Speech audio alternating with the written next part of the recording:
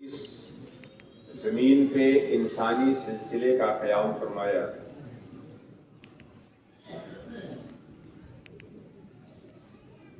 تو جوں انسان اپنے خالق کو، اپنے مالک کو، اپنے کریٹر کو، اپنے بنانے والے کو جب انسان بھولا، اللہ نے اسے اپنی یاد دلانے کے لیے اور اپنی بارگاہ سے سمبند مضبوط کرنے کے لیے اس نے نبیوں کو بھیجا، انسانوں کے بیچ رسولوں کو مبعوث کیا۔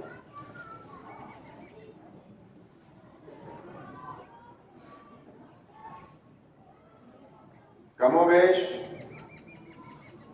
1,24,000 پیغمبران اعظام اس روئے زمین پر انسانوں کے بیچ اللہ کی جانب سے آئے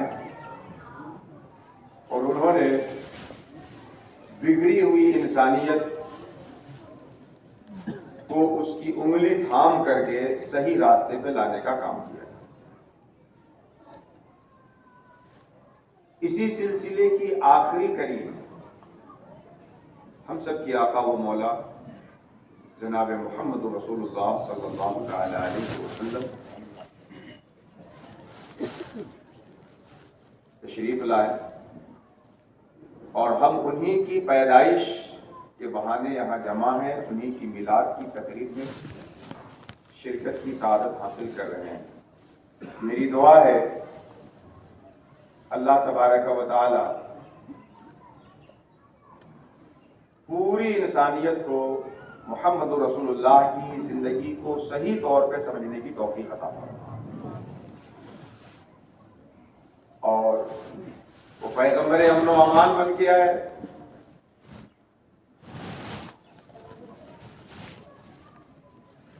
امن و سلامتی کے راہبر بن کے آئے۔ اللہ ان کے صدقے پوری دنیا میں بالعموم اور ہمارے وطن عزیز بھارت کے اندر بالخصوص امن و امان کی فضا کو قائم فرمائے۔ ہماری بھارت کی گنگا جمنی تہذیب کو اللہ تبارک و تعالی پیغمبر امن و امان کے صدقے سلامت رکھے، اس کی حفاظت فرمائے۔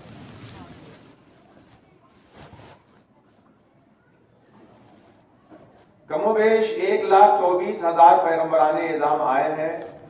مسلمانوں کی ذمہ داری یہ ہے تو جتنے نبی بھی اللہ کی طرف سے آئے ہیں سب کی نبوت پہ یقین رکھے۔ ہمارا ایمان ہے کہ انبیاء کی اس لمبی فہرست میں سے کسی ایک نبی کی بھی نبوت کا کوئی انکار کر دے تو وہ مسلمان نہیں ہو سکتا۔ اللہ نے انسانوں کی رہنمائی کے لیے کم و بیش 1,24,000 جو پیغمبران اعظام کو بھیجا ہے۔ مسلمانوں کی ذمہ داری ہے سب کی نبوت پہ ایمان رکھتے ہوئے محمد رسول اللہ کی نبوت پہ ایمان لائے۔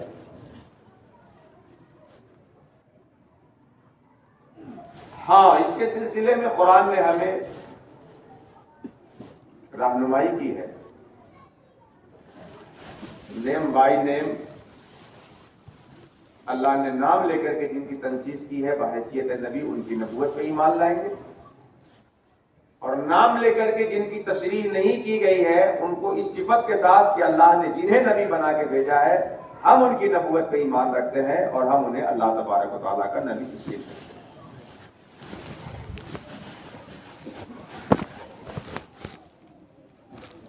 امن و شانتی کا پیغام انسانیت کے نام، اس ٹاپک کے تحت ہم سب یہاں جمع ہیں۔ آپ دیکھ رہے ہیں بینر میں جشن رحمت للعالمین، اور اس جشن کے ماحول سے ہم سب کو جو تبرک اپنے گھر لے کے جانا ہے وہ امن و شانتی کا پیغام۔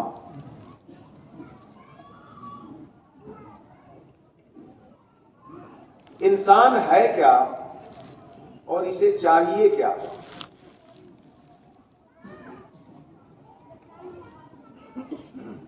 انسان انس سے بنا ہے۔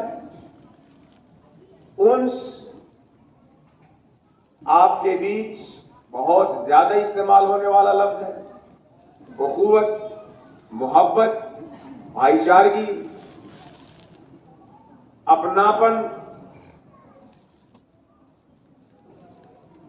عربی لینگویج کے اعتبار سے، عربی گرامر کے حساب سے، جب کسی لفظ کے اخیر میں الف اور نون کو بڑھا دیتے ہیں تو وہ اس میں اور زیادتی کا معنی دیتا ہے. تو اس میں جب ہم الف نون لگا دیا اور اس کی نسبت سے حمزے کے ضمہ کو کسرے سے بدل دیا، یہ انسان بن گیا. تو انس میں تو فقط بھائی چارگی ہے، امن ہے، ایک دوسرے سے میل ملاپ ہے، اور انسان کے اندر یہ چیز ضرورت سے زیادہ بڑھ کر کے آ جاتی ہے. تو خود لفظ انسان مادے کے اعتبار سے اپنے اندر بھائی چارے کو چاہتا ہے، بہت زیادہ امن و سکون چاہتا ہے. اللہ تعالیٰ نے انسان کو بنایا ہی ہے ایسا کہ یہ مل جل کر کے زندگی گزارے، گھل مل کر کے اپنے شب و روز بسر کرے.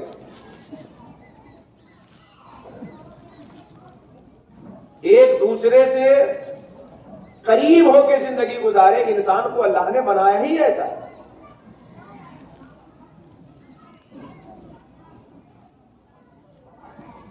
انسان کو اللہ تعالیٰ نے سماجی مخلوق بنایا ہے، معاشرتی مخلوق بنایا ہے، مل جل کے زندگی گزارنے والا بنایا ہے.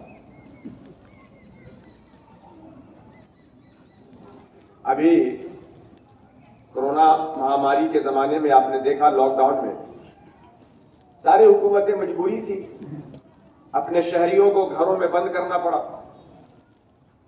ہم لوگ بھی اس مجبوری کے تحت اپنے اپنے گھروں میں بند تھے، ایک دوسرے سے مل نہیں سکتے تھے.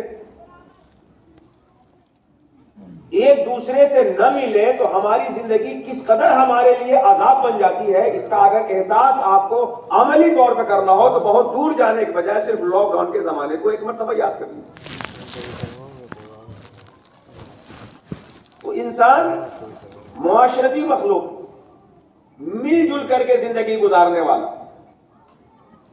ایک بند کمرے میں ایک انسان کو رکھ دیجئے، اے سی لگا دیجئے، اچھے فرش بچھا دیجئے، ہر وقت اچھا اچھا کھانا اس کو دے دیجئے، مگر کسی سے بات چیت نہ کرنے دیجئے، موبائل اس کا صرف رکھ لیجئے، اکیلے اس کو کمرے میں رکھ دیجئے. آپ کی ساری نعمتیں اس کے لیے زحمت ہوں. اور بھوکا پیاسا بھی آدمی جب اپنوں کے بیچ ہوتا ہے، کچھ سنتا ہے، کچھ سناتا ہے، کچھ ہنستا ہے، کچھ ہنساتا ہے، تو بھوکے پیاسے کا احساس بھی اندار سے ختم ہو جاتا ہے. اس سے واضح طور پر سمجھ سکتے ہیں کہ انسان کو کھانے کی ضرورت تو ہے ہی، اس سے زیادہ انس و مواخات کی ضرورت ہے. انسان کو پانی کی ضرورت تو ہے ہی، اس سے زیادہ لوگوں سے مل جل کر کے رہنے کی ضرورت ہے. انسان کو سانس لینے کے لیے ہوا کی ضرورت تو ہے ہی، لیکن اس سے زیادہ اپنے ہم جنس اور اپنے انسانوں کے بیچ رہنے کی انسانوں کو ضرورت ہے. تو اللہ تعالیٰ نے انسان کو معاشرتی مخلوق بنایا، مل جل کر کے جینے والا بنایا. مذہب اور مذہب کی باریکی تو بہت بڑی چیز ہوتی ہے. میں ایک سماجی زندگی کے اعتبار سے آپ کو اس ملنے جلنے کے اثرات کو دکھاؤں. روٹی، کپڑا، مکان، انسان ہی کی نہیں، تعبیر بدل کر ہر ذی حیات کی ضرورت ہے. بھوک لگے تو روٹی، جاڑے گرمی کے موسم کے تقاضوں سے بچنے کے لیے ایک کپڑا، اور بارش کے قطرات اور دشمن کے حملوں کے سے اور جانوروں کی سے حفاظت کے لیے ایک مکان. یہ انسانی ضرورت ہے. آپ ذرا تھوڑی سی توجہ سے بات سمجھنے کی کوشش کریں تو انسان سماجی مخلوق کیسے ہے، گھل مل کے جینے والا کیسے ہے، یہ سمجھ میں آ جائے گا. روٹی اور خوراک کی ضرورت ہر ذی حیات کو ہے، ہر جان رکھنے والے کو ہے. لیکن بکری میدان کے جس حصے پہ منہ مارے اس کی خوراک وہی موجود ہے، اس کے لیے کسی دوسری بکری کی اس کو کوئی ضرورت نہیں پڑتی. اور ہمیں جو روٹی کی ضرورت ہے تو ہم چاہیں کہ بغیر کسی دوسرے انسان کی مدد کے خود روٹی ہمیں حاصل ہو جائے، تو ہمیں کبھی ایسا نہیں ہو سکتا ہے. ہم اس روٹی حاصل کرنے کے لیے بھی دوسرے انسانوں کی مدد کے بہت ہی زیادہ محتاج ہیں. ایک کسان ہے جو ہل چلاتا ہے، اپنی کھیت جوتتا ہے، اور وہ بھی اس کھیتی کرنے میں بیج بیچنے والے کا محتاج. सिंचाई के लिए पानी सैराब करने वाले का मोहताज, पौधे की नशो नुमा बेहतर बनाने के लिए खाद बेचने और बनाने वाले का मोहताज, गेहूं बन के तैयार हो जाए तो काटने वाले का मोहताज, थ्रेसर लाए, गेहूं आपके घर आ जाए तो आप चक्की मिल हो आटा पीसने वाले का मोहताज, फिर आटा घर में आ जाए हम बनाना नहीं जानते तो बनाने वाले और बनाने वाली के मोहताज। दिगर जानवर जहां मुंह मारे वहीं से उनकी खुराक, मगर हम इस रोटी के लिए इंसानों के हर मोड़ पे हर कदम पे मोहताज है। ये बता रहा है कि हम अलग होकर जिंदगी नहीं गुजार सकते। अगर इंसान है तो हमें रोटी के लिए भी मिलकर जिंदगी गुजारना। रोटी के बाद कपड़ा, चील है, कौवे हैं, दिगर जानवर है, अल्लाह ने उनके लिए पंख को लिबास बना दिया, उनकी मोटी चमड़ियों को लिबास बना दिया।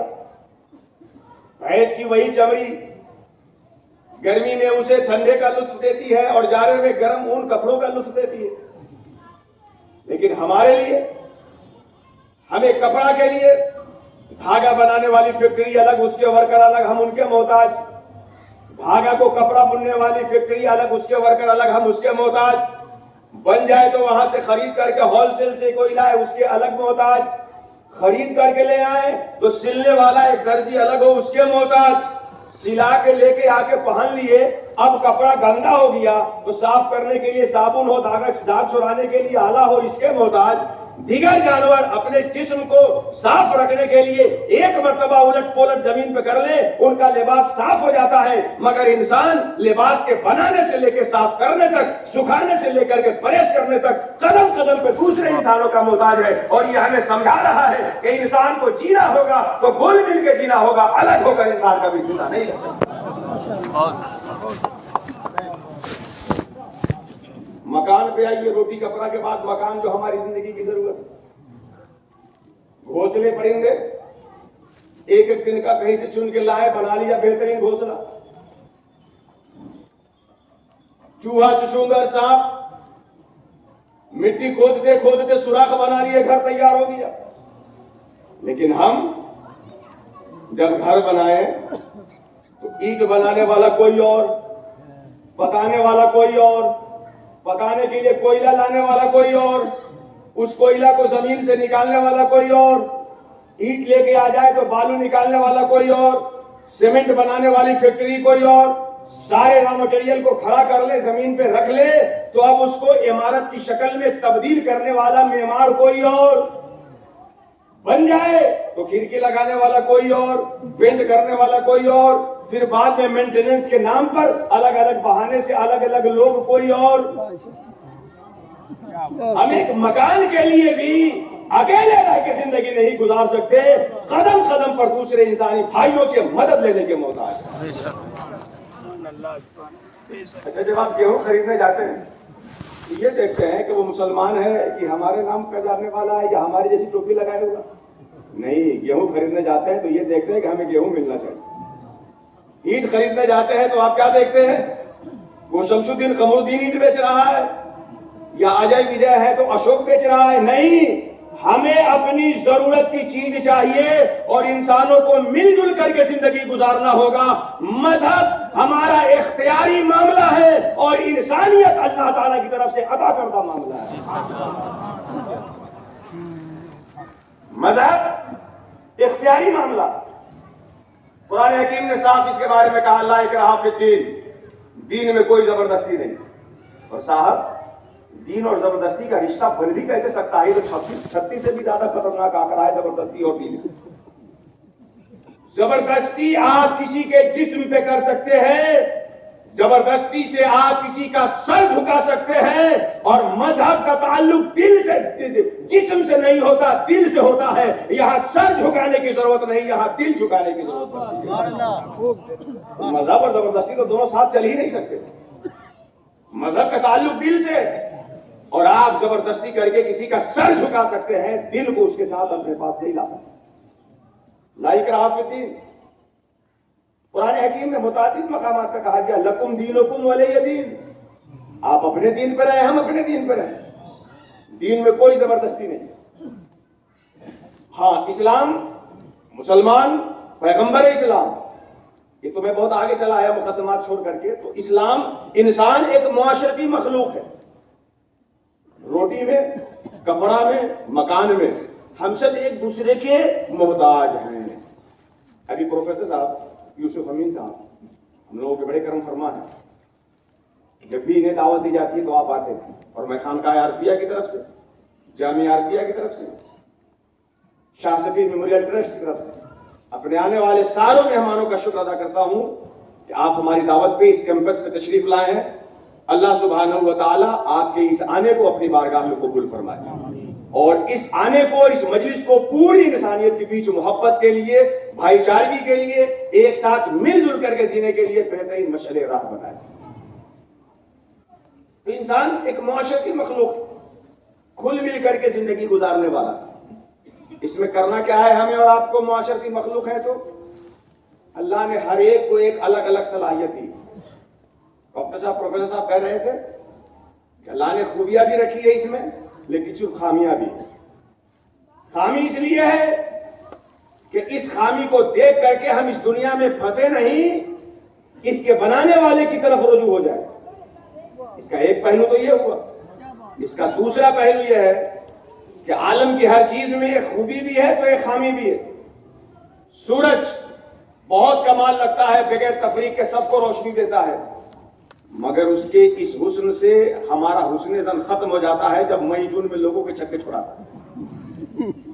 چاند بڑا کمال رکھتا ہے، چاندنی رات کو اس آب و تاب کے ساتھ نکلتا ہے کہ امیر و غریب سب کے گھر کو روشن کرتا ہے.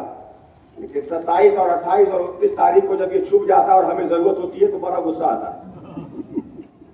گلاب اس کی خوشبوئیں ہمیں معطر کر دیتی ہیں، ہم بہت خوش ہو جاتے ہیں، لیکن بغل میں جب دیکھتے ہیں کہ کانٹا رکھے ہوا ہے تو سارا حسن زن ختم ہو جاتا ہے. کہیں حملہ کے لیے تو نہیں رکھے ہوا ہے. آپ کائنات کی کسی بھی چیز میں غور کر لیں، آپ اس سے ہم کھانا بناتے ہیں، بغیر اس کے ہم کھانا تیار نہیں کر سکتے، مگر جب یہی آگ آبادی کو شعلے میں تبدیل کر دیتی ہے تو ہمارا سارا حسن زن اس آگ کے حوالے سے کمزور پڑ جاتا ہے. پانی، اس کے بغیر ہماری زندگی نہیں چل سکتی، مگر سیلاب کی شکل میں آبادیوں کو جب یہ موت کے گھاٹ اتارتا ہے تو اس پانی کا بھی حسن ہمارے نظر سے ختم ہو جاتا ہے. یہ ساری چیزیں دنیا کی جو ہے اس میں ایک اعتبار سے حسن ہے، تو اللہ نے اس میں کوئی نہ کوئی ایک کمی بھی رکھی ہے، کسی حسن سے اسے محروم بھی رکھا ہے. ہمارے اندر بھی کوئی ڈاکٹر ہے تو وہ وکیل نہیں ہے، کوئی وکیل ہے تو وہ انجینئر نہیں ہے، کوئی انجینئر ہے تو وہ درزی نہیں ہے، کوئی کپڑا سلتا ہے تو امامت نہیں کر سکتا، کوئی امامت کر سکتا ہے تو ڈرائیور نہیں ہے. الگ الگ کمال اللہ نے دیا ہے. انسان کو اللہ نے سماجی زندگی بنایا، اس کی ذمہ داری اور اس کا مطلب یہ ہے کہ جو خوبی اللہ نے آپ کو دی ہے اس سے سماج کو فائدہ پہنچائیے، اور جو خوبی دوسروں کے اندر ہے اس سے آپ اپنی زندگی میں فائدہ حاصل کریں. جو خوبی اللہ نے آپ کو دی ہے اس سے سماج کو فائدہ پہنچائیے، اور جو خوبی دوسرے کے اندر ہے اس سے آپ اپنی زندگی میں فائدہ اٹھائیے. من عرف نفسہ فقد عرف ربہ، جو خود کو پہچانتا ہے خدا کو پہچان لیتا ہے. تھوڑی دیر کے لیے ذرا اپنے وجود پہ آ جائیں.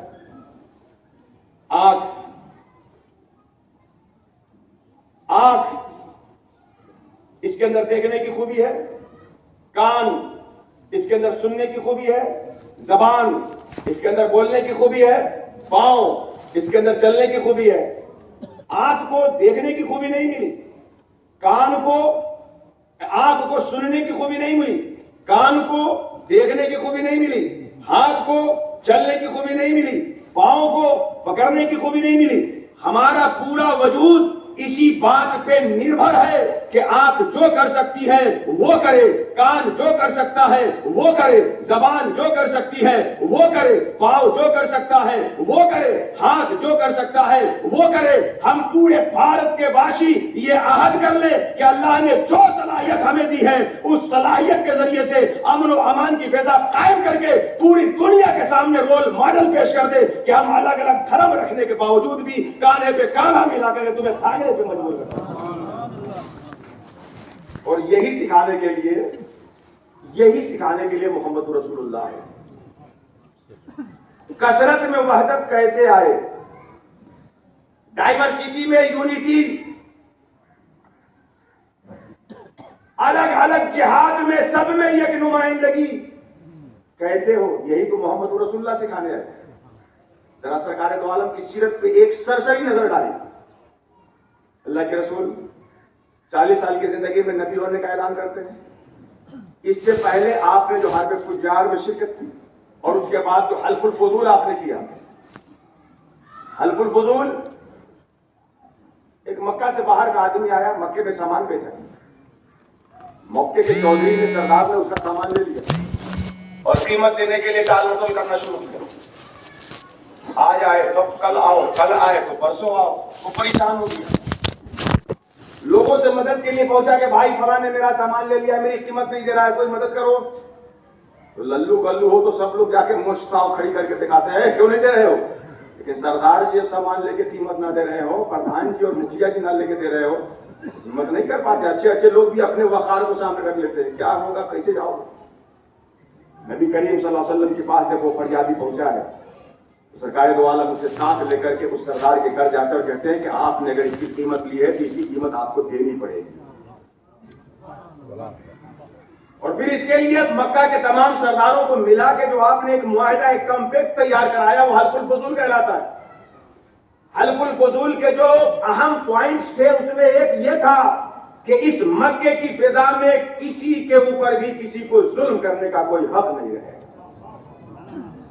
किसी तरह की कोई बदअमनी फैलाने की किसी के लिए कोई गुंजाइश नहीं रहेगी। बाहर का अजनबी आदमी भी अगर आके सामान बेचता है तो उस सामान की निहायत मुनासिब कीमत खरीदने वाले को देनी पड़ेगी। ये सारे पॉइंट्स थे जो रसूलुल्लाह ने अलग अलग ताल्लुक रखने वाले को एक पॉइंट पे जमा कर दिया।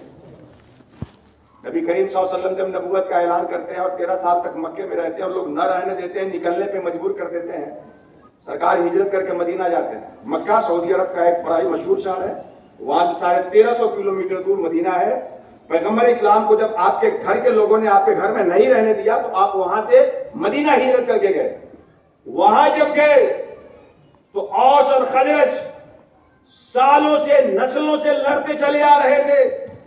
एक एक बकरी और ऊंट पे कई कई इंसानों की जानें चली जा रही थी। रसूलुल्लाह सल्लल्लाहु अलैहि वसल्लम ने ऐसी कौम के बीच मोहब्बत और भाईचारे का वो चिराग जलाया कि मैदान जंग में जब सब लड़ने के मरने के करीब थे, एक गिलास पानी पूरे जंग में घूम जाता है कि मेरा भाई मुझसे ज्यादा प्यासा होगा, मेरा भाई मुझसे ज्यादा प्यासा होगा, और ये पानी आखिर में वही आता है जहां से सिलसिला शुरू होगा।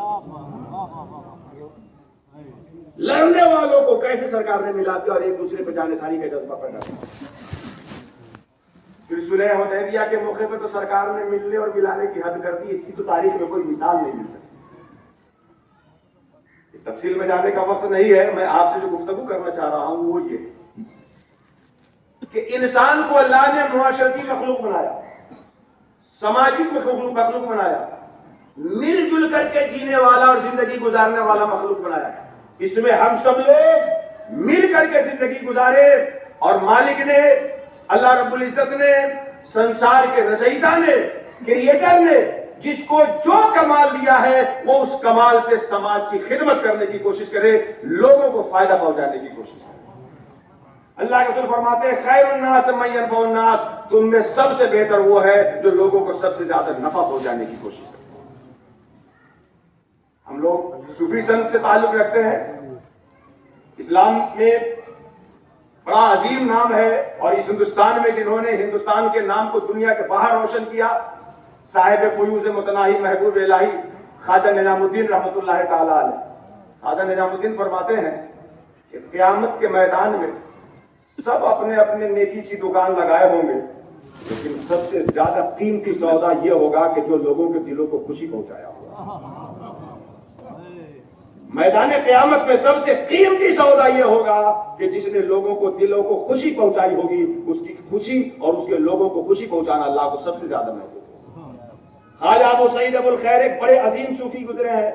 इनका कहना है कि ईश्वर तक, अल्लाह तक पहुंचने के बहुत सारे रास्ते हैं, लेकिन सबसे करीब रास्ता लोगों के दिलों को खुशी पहुंचाना और उनकी खिदमत करना है।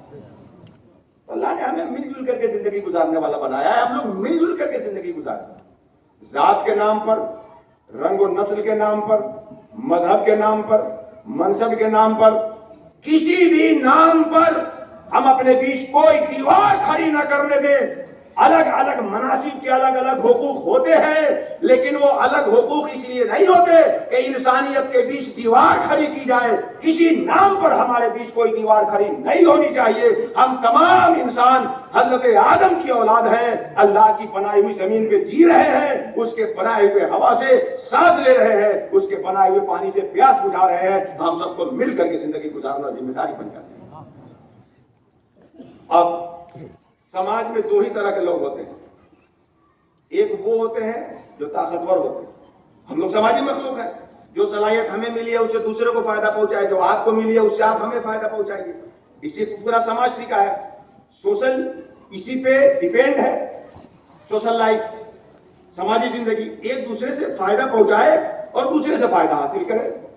ये कब हो पाएगा?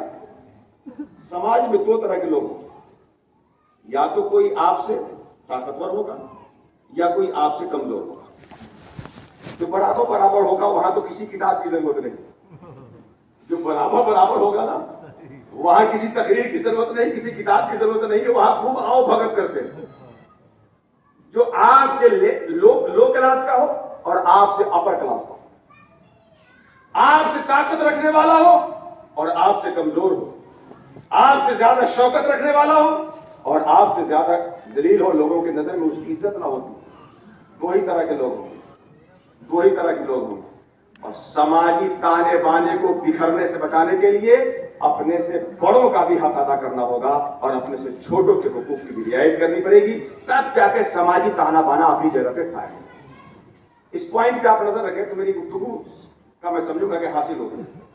जब हम समाजी मखलूक हैं, समाज में हमें जीना है, तो समाज में या तो कोई हमसे बड़ा है और कोई हमसे छोटा है। अब ये बड़ा होना किस जिहत से, छोटा होना किस जिहत से, इसकी हजारों नौएं बन सकती है, हजारों किस्में बन सकती है। कोई माल में आपसे बड़ा है, माल में आपसे छोटा है। कोई दौलत, कोई इल्म में आपसे बड़ा है, इल्म में आपसे छोटा है। किसी के 4 लड़के हैं, आपके एक ही लड़के हैं। किसी के पास शौकत तो सर्वत ज्यादा है, आपके पास कम है। कोई मनसब ऊंचा रखता है, कोई आपसे कम रखता है। हजारों शोबे बन सकते हैं, लेकिन या तो कोई आपसे बड़ा होगा या कोई आपसे छोटा होगा। रसूलुल्लाह ऐलान नबूवत से पहले 40 साल की जिंदगी है, उसको हम स्किप करते हैं। ऐलान नबूवत के बाद प्यारे आका की 23 साल की जिंदगी। प्रोफेट मोहम्मद सल्लल्लाहु अलैहि वसल्लम की इस दुनिया में 63 ईयर्स, 63 साल कुल जिंदगी है, जिसमें 40 साल आपने लोगों को अपने नबी होने के बारे में लोगों को नहीं बताया। समाज का, सोसाइटी का एक सिंपल मेंबर बनकर के आपने जिंदगी गुजारी और 40 साल पे अल्लाह के हुक्म से आपने नबूवत का ऐलान किया और फिर 63 साल रहे। तो 23 साल जिंदगी रसूलुल्लाह की ऐलान नबूवत के बाद की है। हमें इस 23 साल जिंदगी पे नजर करें तो ये 23 साल जिंदगी 2 हिस्सों में डिवाइड है।